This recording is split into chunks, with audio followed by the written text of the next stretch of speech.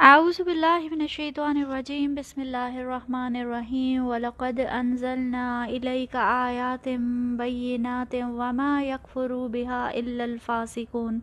اور اے نبی صلی اللہ علیہ وسلم، ہم نے آپ صلی اللہ علیہ وسلم کی طرف روشن آیات نازل کر دی ہیں اور ان کی پیروی کرنے سے صرف وہی لوگ انکار کرتے ہیں جو فاسق ہیں۔ السلام علیکم ورحمۃ اللہ وبرکاتہ۔ آج ہم سورہ بقرہ کی آیت نمبر 99 سے شروع کریں گے۔ اس آیت میں اللہ سبحانہ و تعالیٰ نبی اکرم صلی اللہ علیہ وسلم کو تسلی دے رہے ہیں، ری ایشور کروا رہے ہیں، یقین دہانی کروا رہے ہیں کہ مسئلہ اس پیغام میں نہیں ہے جو آپ ان لوگوں تک پہنچا رہے ہیں، مسئلہ ان لوگوں میں ہے جو اس کا انکار کر رہے ہیں۔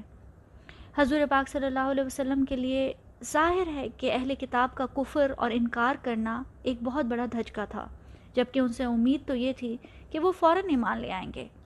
ایک نبی کے پوائنٹ آف ویو سے سوچنا بہت مشکل ہے کہ وہ کیسے لوگوں کے انکار سے، لوگوں کے کفر سے ڈیل کرتے ہوں گے۔ جب بہت سے لوگ آپ کے میسج کا انکار کر رہے ہوں، آپ کو جھوٹا سمجھ رہے ہوں، تو یہ احساس اور یہ ڈاؤٹ پیدا ہو سکتا ہے کہ کیا میرے میسج میں، میرے پیغام میں کوئی کمی ہے کہ اتنے لوگ میری بات نہیں مان رہے۔ اللہ سبحانہ و تعالیٰ بار بار قرآن میں آپ صلی اللہ علیہ وسلم کا حوصلہ بڑھاتے ہیں، یقین دہانی کرواتے ہیں کہ اے نبی صلی اللہ علیہ وسلم، آپ پر تو صاف صاف واضح اور روشن آیات نازل ہو رہی ہیں، نہ اس پیغام میں کوئی کمی ہے اور نہ آپ کے پیغام ڈیلیور کرنے میں کوئی خامی۔ آیت کا مطلب ہے نشانی، علامت۔ راغب اصفہانی نے آیت کے لفظ کو ایکسپلین کرتے ہوئے کہا کہ آیت ایسی ظاہر شے کو کہتے ہیں جو کسی غائب شے کے ہونے کی دلیل بن جائے۔ جب انسان اس ظاہر چیز کو دیکھ لیتا ہے تو اسے غائب شے کے ہونے کا بھی یقین ہو جاتا ہے۔ جیسے ہم اکثر کسی کے گھر پہلی بار جاتے ہیں تو ان کے گھر کا پتہ پوچھتے ہیں اور یہ بھی پوچھتے ہیں کہ کوئی لینڈ مارک، کوئی نشانی بتا دیں۔ اب جب ہم اس راستے پہ اس نشانی کو دیکھ لیتے ہیں تو گھر دیکھے بغیر ہمیں نشانی دیکھ کر ہی یہ پتہ چل جاتا ہے کہ ہم صحیح راستے پر ہیں اور ہم اپنی منزل کے قریب ہیں۔ ہمارے دین میں ایمان کی ساری گیم غائب کی ہے، غیب کی ہے۔ الذین یؤمنون بالغیب، وہ جو غیب پہ ایمان لاتے ہیں۔ ہمارے لیے اللہ سبحانہ و تعالیٰ غیب میں ہیں، فرشتے غیب میں ہیں، جنت اور دوزخ غیب کا حصہ ہیں، کتابوں کا نازل ہونا، یہاں تک کہ صحابہ کرام نے تو نبی اکرم صلی اللہ علیہ وسلم کو دیکھا، ہمارے لیے تو نبی اکرم صلی اللہ علیہ وسلم بھی غیب کا حصہ ہیں۔ انس بن مالک رضی اللہ عنہ سے روایت ہے کہ رسول اکرم صلی اللہ علیہ وسلم نے فرمایا، کاش میں اپنے بھائیوں سے مل سکتا۔ صحابہ کرام نے عرض کیا، کیا ہم آپ کے بھائی نہیں؟ آپ صلی اللہ علیہ وسلم نے فرمایا، تم میرے ساتھی ہو، لیکن میرے بھائی وہ ہیں جو مجھ پر بن دیکھے ایمان لائیں گے۔ اصل ٹیسٹ غیب پہ ایمان لانا ہے۔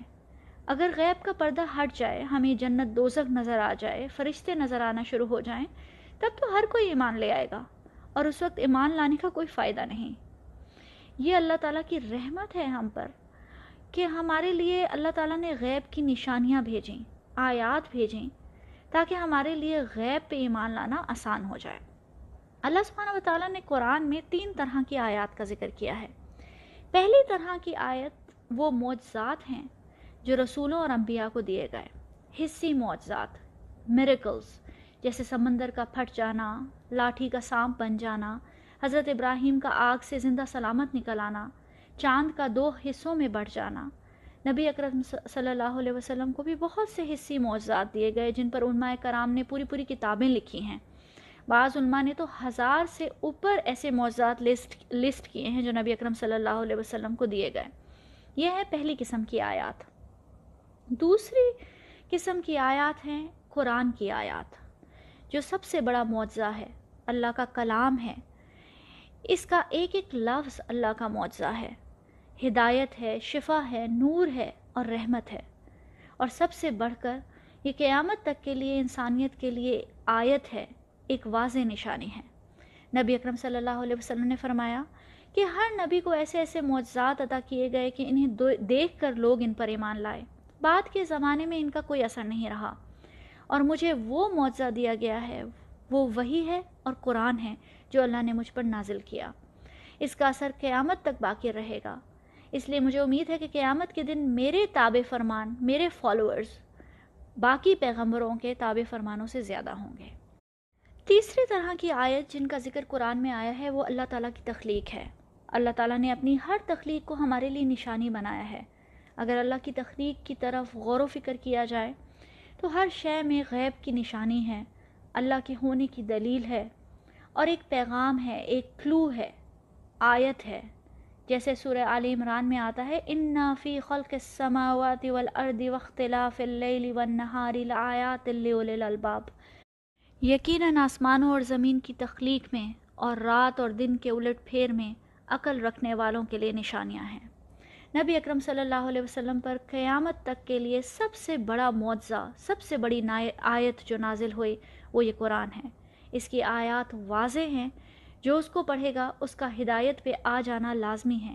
اسی لیے اللہ تعالیٰ فرماتے ہیں وَمَا يَكْفُرُ بِهَا إِلَّا الْفَاسِقُونَ، اس کا کوئی انکار نہیں کر سکتا، کوئی اس کا کفر نہیں کر سکتا سوائے اس کے جو فاسق ہو۔ ہم نے پہلے بھی پڑھا تھا کہ یہ قرآن خوشخبری ہے اور ہدایت ہے مومنین کے لیے، متقین کے لیے، لیکن جو شخص کفر پہ اڑ جائے، کفر پہ جم جائے، اس کے لیے اس میں کوئی ہدایت نہیں۔ یُدِلُّ بِهِ كَثِيرًا وَيَهْدِي بِهِ كَثِيرًا وَمَا يُدِلُّ بِهِ إِلَّا الْفَاسِقِينَ، گمراہ کرتا ہے اللہ سبحانہ وتعالیٰ اس کے ذریعے بہت سے لوگوں کو، اور ہدایت دیتا ہے اس کے ذریعے بہتوں کو، اور نہیں گمراہ کرتا وہ اس کے ذریعے سے مگر صرف فاسق لوگوں کو۔ ہم نے فاسق کا لفظ پہلے بھی ڈسکس کیا تھا، ایسا شخص جو اللہ کی اطاعت کے دائرے سے باہر نکل جائے۔ فویسقہ ایسے چوہے کو کہتے ہیں جسے اپنے بل میں رہنا چاہیے تھا لیکن وہ بل سے باہر نکل آیا۔ مولانا جوناگڑھی کہتے ہیں کہ فسق اطاعت الہی سے خروج کو کہتے ہیں، جس کا ارتکاب عارضی اور وقتی طور پر ایک مومن سے بھی ہو سکتا ہے، لیکن اس آیت میں فسق سے مراد اطاعت سے کلی خروج یعنی کفر ہے۔ ایسا شخص جو حکم الہی اپنی عقل اور اپنی فطرت کے خلاف جائے فاسق کہلاتا ہے۔ اللہ تعالیٰ فرماتے ہیں کہ یہ لوگ فاسق ہیں، اس لیے یہ اتنی واضح آیات کا کفر کر رہے ہیں، نافرمانی کر رہے ہیں۔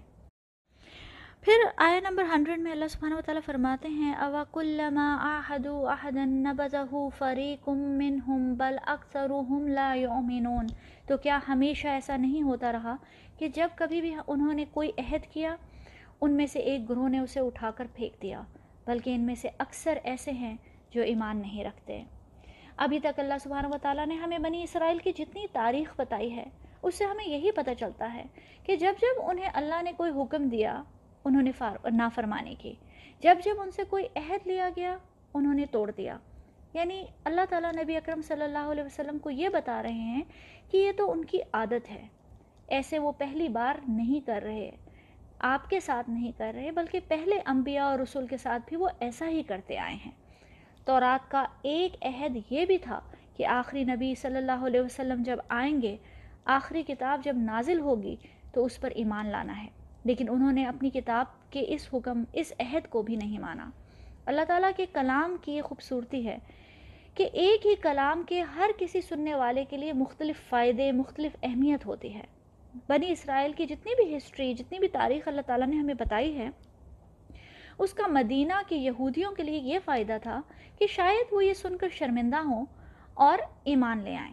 صحابہ کرام کے لیے یہ فائدہ تھا کہ یہ پچھلی امت کی غلطیاں تھیں، آپ ایک نئی امت بننے جا رہے ہیں، آپ نے ان غلطیوں کو نہیں دہرانا۔ نبی اکرم صلی اللہ علیہ وسلم کے لیے اس پوری تاریخ کو پڑھنے کا یہ فائدہ تھا کہ آپ صلی اللہ علیہ وسلم کو بتایا جا رہا تھا کہ بنی اسرائیل نے ہمیشہ سے اپنے وعدے توڑے ہیں، موسیٰ علیہ السلام کو اذیت پہنچائی، عیسیٰ علیہ السلام کا انکار کیا۔ یہ صرف آپ کا انکار نہیں کر رہے بلکہ یہ تو ان کی پرانی عادت ہے۔ اور ہمارے لیے، قیامت تک کے لیے، ہر مسلمان کے لیے اس میں یہ فائدہ ہے کہ ہم اپنی حالت کو بنی اسرائیل کی تاریخ سے کمپیئر کر لیں کہ نبی اکرم صلی اللہ علیہ وسلم کی پیشن گوئیاں سچ ہی ثابت ہوئی ہیں کہ ہم نے بھی وہی کچھ کیا ہے جو بنی اسرائیل نے کیا۔ ہم نے بھی اپنا اللہ سبحانہ وتعالیٰ کے ساتھ کیا ہوا وعدہ اٹھا کر پھینک ڈالا۔ عہد کا مطلب یہ نہیں ہے کہ اللہ تعالیٰ نے انہیں قطار میں کھڑے کر کے ایک ایک حکم کا عہد لیا تھا، ایک ایک وعدہ لیا تھا، بلکہ دین کے دائرے میں آ جانا، اپنے آپ کو اپنی زبان سے یہودی کہنا اور ماننا ایک عہد ہے۔ بالکل ایسے ہی جب کوئی شخص زبان سے کلمہ کہتا ہے تو وہ عہد کرتا ہے کہ وہ اللہ تعالیٰ کے ہر حکم کی پابندی کرے گا۔ ہم نے پہلے بھی کہا تھا کہ لا الہ الا اللہ اللہ تعالیٰ کی بندگی اور احکامات کی پابندی کا وعدہ ہے، اور محمد رسول اللہ نبی اکرم صلی اللہ علیہ وسلم کی سنت کی پابندی کا عہد ہے۔ نبذہ کا مطلب کسی چیز کو غیر اہم، ان امپورٹنٹ سمجھ کے پھینک دینا۔ اللہ تعالیٰ کے عہد کو پھینک دینے کا مطلب اللہ کے اور کتاب کے احکامات پہ عمل کو ترک کر دینا ہے۔ آج ہماری امت کا حال دیکھ لیں، ہم نے بھی اللہ تعالیٰ کے ساتھ کیے ہوئے اپنے عہد کو پھینک دیا ہے، عمل کو ترک کر دیا ہے۔ قرآن اور سنت کے پہ عمل کرنا تو تب ہوگا نا اگر ہمیں قرآن اور سنت کا کوئی علم ہو۔ ہم نے تو علم ہی حاصل کرنا چھوڑ دیا تو عمل کیسے آئے گا؟ پھر آگے اللہ تعالیٰ فرماتے ہیں بل اکثرهم لا یؤمنون، بلکہ ان میں سے اکثر ایسے ہیں جو ایمان نہیں رکھتے۔ ایمان کا تعلق دل سے ہے، صرف اللہ تعالیٰ ہی جان سکتے ہیں کہ کسی کے دل میں ایمان ہے یا نہیں۔ اللہ تعالیٰ خود بتا رہے ہیں، گواہی دے رہے ہیں کہ ان یہودیوں میں سے اکثر ایسے ہیں جو ایمان نہیں رکھتے۔ ہم کسی کو دیکھ کر یہ تو بتا سکتے ہیں کہ وہ مسلمان ہے یا نہیں، لیکن ہم اس کے مومن ہونے کا کچھ اندازہ نہیں لگا سکتے۔ وہ ایمان والا ہے یا نہیں ہم کچھ نہیں کہہ سکتے، نہ ہی ہمیں کسی کے ایمان کو جج کرنے کا رائٹ دیا گیا ہے، کیونکہ اس کا علم صرف اللہ تعالیٰ رکھتے ہیں۔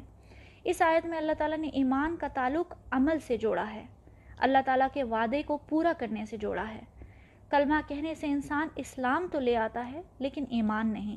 ایمان کا تعلق عمل سے ہے۔ اگر انسان اپنی زندگی کو کلمے کے مطابق ڈھال لے، اللہ کا وعدہ پورا کرے اور زندگی کے ہر معاملے میں قرآن اور سنت پہ عمل کرنے والا بنے، تبھی وہ مومن کہلا سکتا ہے۔ پھر آیت نمبر 101 میں اللہ تعالیٰ فرماتے ہیں وَلَمَّا جَاءَهُمْ رَسُولٌ مِّنْ عِنْدِ اللَّهِ مُصَدِّقٌ لِّمَا مَعَهُمْ نَبَذَ فَرِيقٌ مِّنَ الَّذِينَ أُوتُوا الْكِتَابَ كِتَابَ اللَّهِ وَرَاءَ ظُهُورِهِمْ كَأَنَّهُمْ لَا يَعْلَمُونَ، اور جب ان کے پاس اللہ کی طرف سے رسول اس کتاب کی تصدیق اور تائید کرتے ہوئے آیا جو ان کے پاس پہلے سے موجود تھی، تو ان اہل کتاب میں سے ایک گروہ نے کتاب اللہ کو اس طرح پس پشت ڈال دیا جیسے وہ کچھ جانتے ہی نہیں۔ یعنی ان کی پوری تاریخ عہد توڑتے گزری ہے، اور اب لیٹسٹ وعدہ جو انہوں نے اٹھا کر پھینک دیا وہ رسول اللہ صلی اللہ علیہ وسلم کا انکار تھا۔ مصدق لما معاہم بار بار قرآن میں آتا ہے کہ یہ قرآن اس شے کی تصدیق، اس کتاب کی تصدیق کر رہا ہے جو پہلے سے ان کے پاس موجود ہے، یعنی تورات کی تصدیق کر رہا ہے۔ امین احسن اصلاحی نے ایک بہت ہی امپورٹنٹ اور انٹرسٹنگ پوائنٹ نکالا۔ وہ کہتے ہیں جب میرے ٹیچر نے مجھے پہلی بار یہ بات بتائی کہ قرآن تورات کی تصدیق کرنے کے لیے آیا ہے، تو میرے ذہن میں یہ سوال پیدا ہوا کہ اگر قرآن نے تورات کی تصدیق کی ہے تو اس سے تو تورات کی سچائی ثابت ہوتی ہے، اس بات سے قرآن کی سچائی کیسے ثابت ہوئی؟ کہتے ہیں بہت عرصہ میں سوچتا رہا اور پڑھتا رہا، یہاں تک کہ مجھے جواب مل گیا۔ قرآن دراصل تورات میں موجود پیشن گوئیوں کی تصدیق کرتا ہے۔ جو بھی پریڈکشنز، پروفیسیز، پیشن گوئیاں تورات میں آخری نبی صلی اللہ علیہ وسلم اور قرآن کے بارے میں موجود تھیں، قرآن نے ان سب کو سچا ثابت کر دیا۔ اس طرح قرآن کا نازل ہونا تورات کی تصدیق کرتا ہے۔ تورات میں موجود پیشن گوئیاں قرآن کی سچائی کی گواہ ہیں، لیکن انہوں نے اللہ کی اس کتاب کو اپنے پیچھے پھینک دیا، پسے پشت ڈال دیا۔ جو چیز انسان سب سے زیادہ یوزلیس سمجھتا ہے اسے اپنی کمر کے پیچھے پھینک دیتا ہے، کیونکہ آپ دیکھنا بھی نہیں چاہتے اور نہ ہی آپ انٹرسٹڈ ہوتے ہیں کہ وہ کہاں جا کے گرے۔ ایسے ہی انہوں نے اللہ کی کتاب کو پس پشت ڈال دیا۔ یہاں اللہ کی کتاب سے مراد تورات بھی ہے اور قرآن بھی۔ ایک تو انہوں نے تورات کی پیشن گوئیوں کو پس پشت ڈال دیا، ان کا انکار کر دیا، اپنی تورات کی آیتوں کا انکار کر دیا، اور دوسرا قرآن کو جانتے بوجھتے علم رکھنے کے باوجود ماننے سے انکار کر دیا، کأنہم لا یعلمون، ایسے جیسے وہ کچھ جانتے ہی نہ ہوں۔ السلام علیکم ورحمۃ اللہ وبرکاتہ۔